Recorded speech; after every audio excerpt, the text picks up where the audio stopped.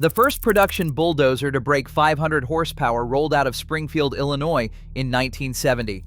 The Allis-Chalmers HD-41, the largest single-engine dozer on the planet, was built to move earth nothing else could touch. It lasted barely 4 years. At Springfield's sprawling South 6th Street plant, thousands of workers spent decades transforming raw steel into heavy machinery. The design debuted years earlier as a prototype at the 1963 Chicago Roadshow, teasing a new class of crawler tractor, a machine using continuous steel tracks instead of wheels to turn engine output into traction. During the production run, earth moving was shifting toward unprecedented scale. Crossing that 500 horsepower threshold proved one machine could replace entire fleets. But how did this massive achievement translate when the tracks actually met the dirt? At the heart of the HD-41 sits a twin-turbocharged Cummins 5T 1710 CV12 diesel engine. This massive power unit displaces 1,710 cubic inches, roughly 28 liters of engine volume, churning out 524 gross horsepower at 2,100 revolutions per minute. This immense power is directed through a 3-speed twin-disc power-shift transmission with 3 forward and 3 reverse ranges. That translates to a top forward speed of just 6.5 miles per hour.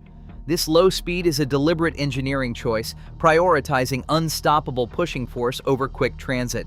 The raw engine power is converted into real work by the machine's sheer weight. A bare HD-41 weighs about 50 tons, but once outfitted with a rear ripper and a massive blade, its operating weight climbs to approximately 70 tons. That immense mass forces the steel tracks deep into the earth for maximum traction. To move that dirt, operators chose between an 11.5-foot push blade for scraper loading or massive grading blades measuring up to 22 feet wide. To keep this massive load stable, engineers designed a wide and long base. It starts with a 100-inch track gauge, which is the distance measured directly between the centers of the left and right tracks rather than their outer edges. This wide stance prevents side-to-side rocking on steep slopes. Underneath, a heavy-duty track frame houses 7 rollers.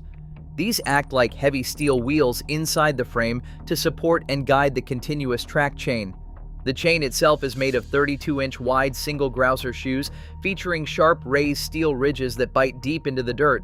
Together, this long, wide footprint distributes the weight over a massive contact area, allowing the multi-roller system to hug irregular ground and keep the giant bulldozer firmly planted.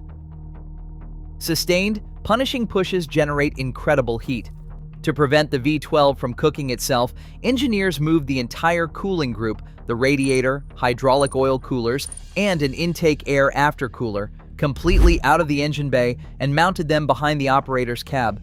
Here, a hydraulically driven fan pushes scorching air out the back, far away from the operator.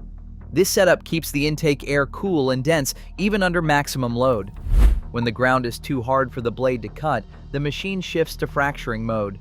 Before a single yard of dirt can be moved, a massive 14,675-pound ripper attachment, controlled by 2 dedicated rear hydraulic circuits, forces giant steel shanks into the earth. Operators chose between a single-shank Kelly ripper for deep rock or a multi-shank setup for shallower fracturing. The physical weight of the tractor pins the steel teeth deep, using raw traction to shatter solid rock. This heavy-duty platform changed over the years. In 1974, the machine became the upgraded HD-41B, and later, the Fiat Allis-41B, introducing structural and hydraulic refinements while keeping the original high-power concept alive.